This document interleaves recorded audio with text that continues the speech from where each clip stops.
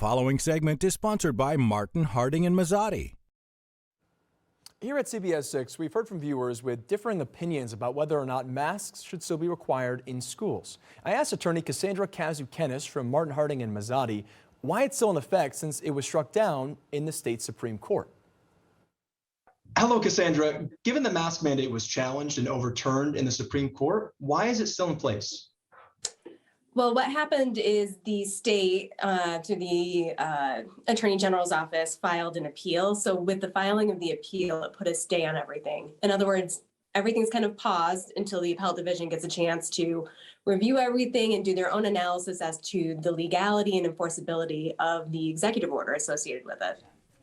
And now, in the meantime, with businesses no longer required to enforce mask mandates, we've received a number of reports of students refusing to wear masks in school. Are school districts still required to enforce the mask mandate? And what are the potential consequences if a school refuses to do so?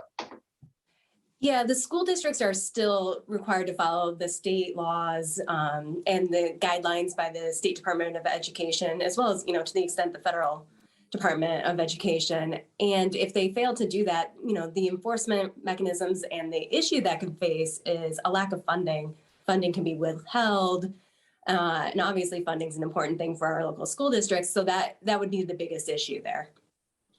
Now, Cassandra, if students are refusing to wear masks, how much power or authority does the school district have to enforce that requirement, and what can they do?